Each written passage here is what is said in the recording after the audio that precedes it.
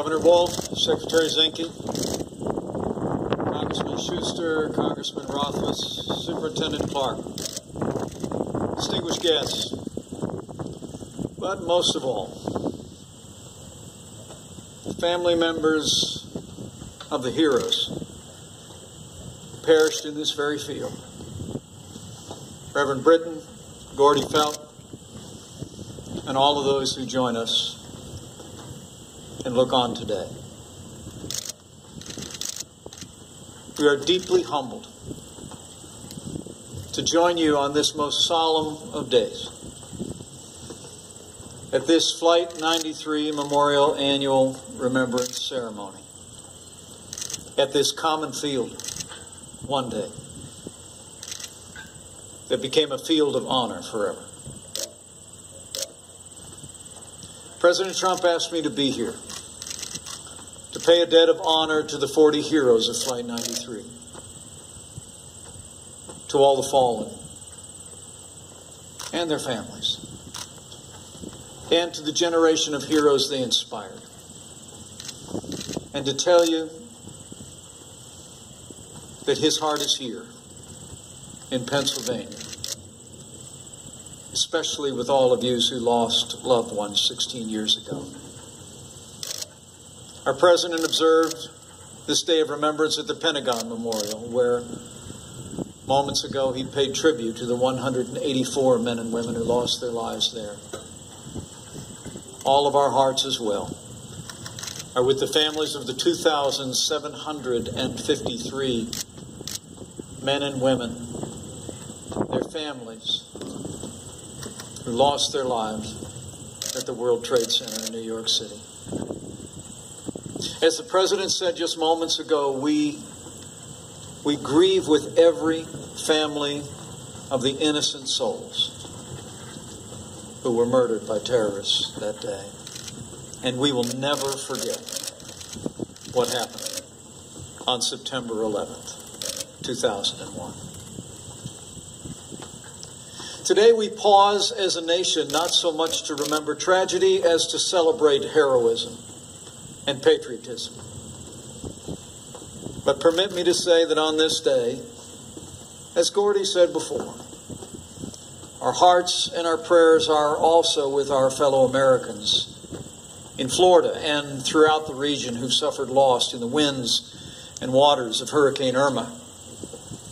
At this very hour, first responders and new citizen heroes are being forged among the people of Florida. And as the President has said, I say again, to those affected by Hurricane Irma, we are with you.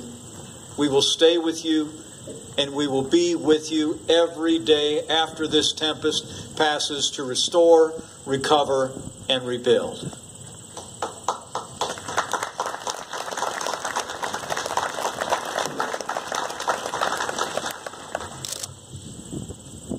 Everyone remembers where they were on this day 16 years ago. A mom rousing her children to get ready for school. A farmer wrapping up the morning chores. A coal miner finishing the third shift and heading home. As a new member of Congress, I was going through my normal workday routine at the United States Capitol when I learned of the attacks in New York City and at the Pentagon. I will always remember the scenes of that day. Watching the Capitol complex being evacuated. It was as though the building was literally hemorrhaging with people running in every direction.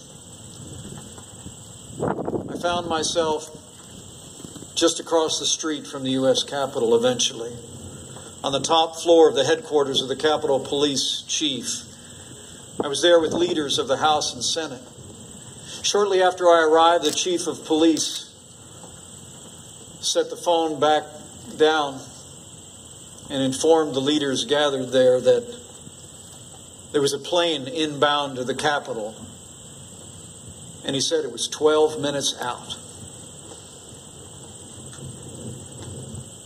In that moment, the room became silent,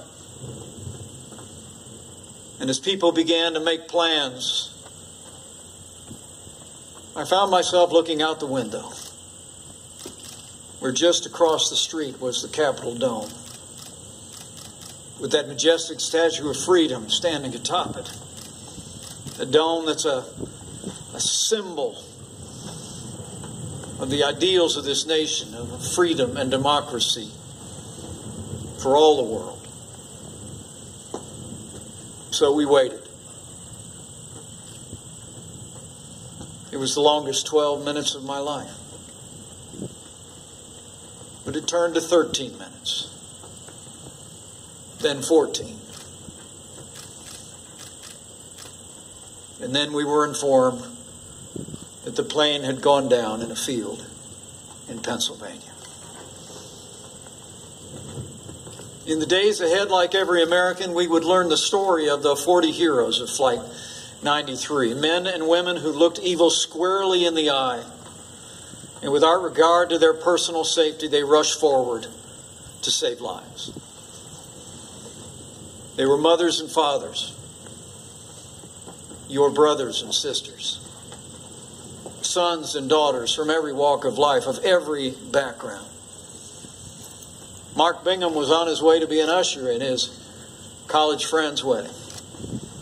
C.C. Lyles was living her childhood dream to be a flight attendant in the wake of a career in law enforcement. Lauren Grant-Colas carried the spark of life within her, an unborn child, 3 months alone. And Bill Cashman, himself a former Army paratrooper with the 101st Airborne, had actually helped to build the World Trade Center with his own 2 hands. And there were so many others whose names we just heard echo into the wind this morning. They were ordinary people, but on that day they became extraordinary. We all know the story. Flight 93 took off at 8:42, departing Newark to San Francisco. When 46 minutes later, terrorists seized control. At 9:35, the plane diverted toward Washington, D.C. Passengers called their loved ones only to find out what was happening across the country. They learned what the rest of America knew. The World Trade Center had been struck. The Pentagon had been hit only a few moments after they were hijacked. They figured out that the terrorists intended to use their plane for the same purpose. But as Tom Burnett told his wife on the phone, we're going to do something. And they did. The men and women of Flight 93 began to join together. They devised a plan in those short moments. They knew their objective. They not only planned, but history records that they prayed. Together with Lisa Jefferson, a phone operator on the ground below, we're told they prayed the Lord's Prayer and recited those ancient words. Though I walk through the valley of the shadow of death, I will fear no evil, for thou art with me. At 9:57, after only 29 minutes, Todd Beamer spoke those words that America and the world will never forget. Let's roll. They charged the cockpit. They took hold of their fate. And 6 minutes later, at 10:03, Flight 93 plummeted here to the earth. Brave men and women aboard sacrificed their lives for the country we call home.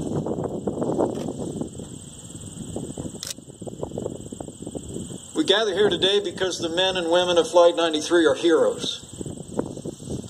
And this beautiful memorial stands as a testament to the American people's undying reverence for their service and sacrifice. Each of their 40 names are etched into this marble. They're carved into the memory of the American people as well, even as they're seared into the hearts of you that were left behind. The Bible tells us that the Lord is close to the brokenhearted, and to the families of the fallen here That'll be our prayer for you today. You honor us by your presence. And as the President said this morning, you honor our heroes. You renew our courage. And you strengthen us all. Today, as a nation, we mourn with you. We remember with you. And we look forward to the day when we will hear the chimes in this place, in the Tower of Voices. We'll turn the whisper of the wind into a heroic call to action. It will remember them and echo across this field and across America for generations to come. At 93 feet, that Tower of Voices that'll be completed by this time next year will honor the heroes of Flight 93, and that soaring structure will hold those 40 chimes, each with a different musical note to symbolize the voices of the 40 men and women we remember today. The notes, when played together, I'm told, will form a perfect harmony. Just as in their final moments, the men and women of Flight 93 worked together to defend freedom. The American people will forever be inspired by their courage and resolve. We honor them by remembering them. And we honor them by ensuring that we do all in our power as a nation to prevent such evil from ever reaching our shores again. As President Trump has reminded us, we are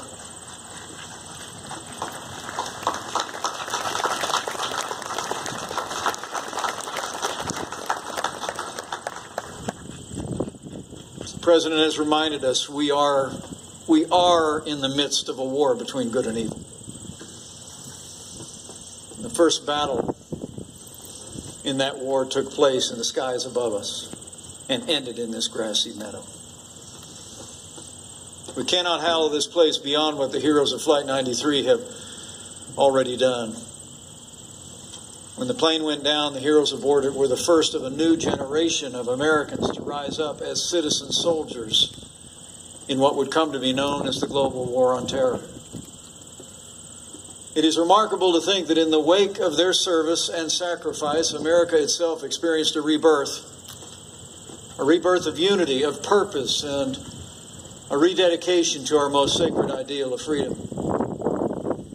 And every day for 16 years, their actions have inspired many more of our fellow citizens to stand up, to step forward, and to follow in their heroic service.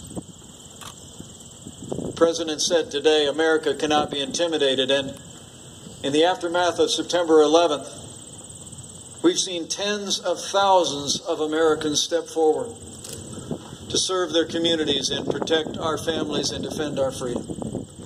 They've donned the uniform of first responders, firefighters, police officers, and more than 5 million Americans have stepped forward to serve in the armed forces of the United States of America since September 11th.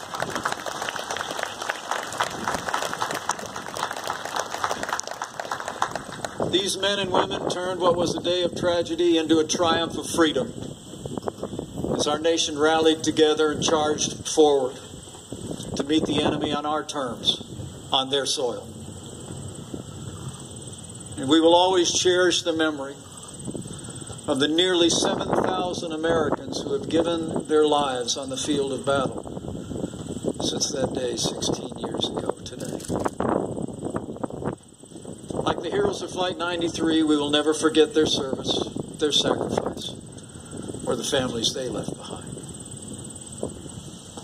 But we must remind ourselves on this solemn day of remembrance that the threat remains.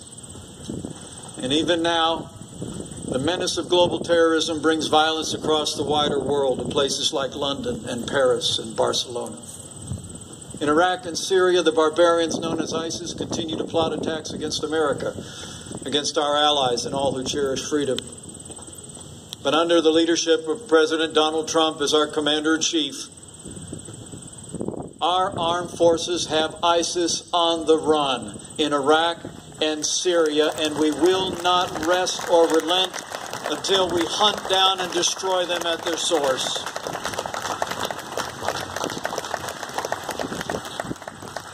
And we also do well to remember that the perpetrators of 9/11 organized and orchestrated their attacks from a safe haven of Afghanistan. And just a few short weeks ago, President Trump renewed our commitment to see the fight in Afghanistan through to an honorable and enduring outcome that will be worthy of the tremendous sacrifices that have been made.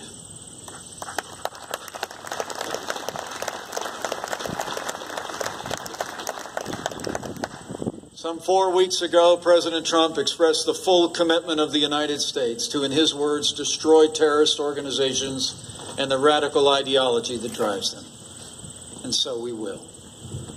America will remain engaged in Afghanistan until we eliminate the terrorist threat to our homeland and our people once and for all. We've made great gains. Our resolve is stronger than ever. And I promise you, together as one nation and one people, we will drive the cancer of terrorism from the face of the earth. A debt of honor to the heroes of Flight 93. A debt of honor to a generation of heroes that followed their inspiring example in and out of uniform, at home and abroad.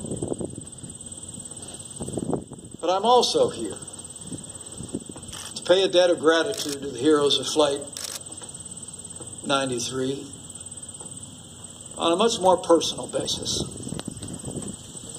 For their actions on that day in these skies saved American lives. And as my wife Karen, who joins me here today, knows, it's a debt I don't think I'll ever be able to repay. Because among the many lives that were saved by their selfless courage, they might well have saved my own life that day, 16 years ago. You know, this isn't our first time standing in this field here in Shanksville, Pennsylvania. Not more than a year after that fateful day, Karen and I brought our 3 small children here to this hallowed ground on a drive back from Washington to Indiana. That day, we did not find this extraordinary memorial. We found only a makeshift memorial. No more than a plywood wall painted with the names of the fallen, a timeline, and a wooden cross out in the field. It was that day, with the help of a park ranger, that I learned personally of the sequence of events that day.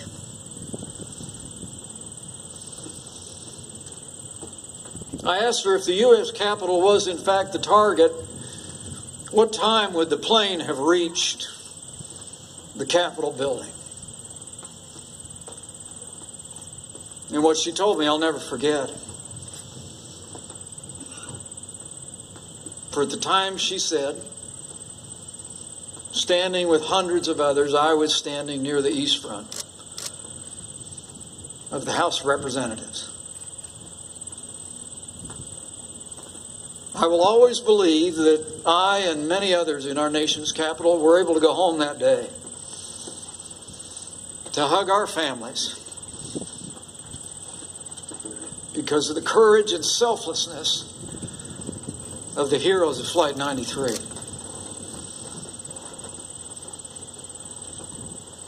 So for me, it's personal. And I speak on behalf of a grateful nation. But thank you for giving me the privilege of speaking on behalf of my little family as well.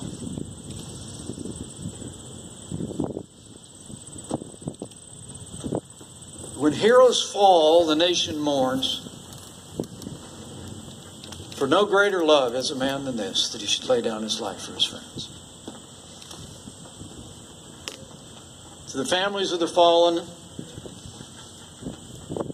as President Trump promised this morning, I say now, the memory of your loved ones will never die.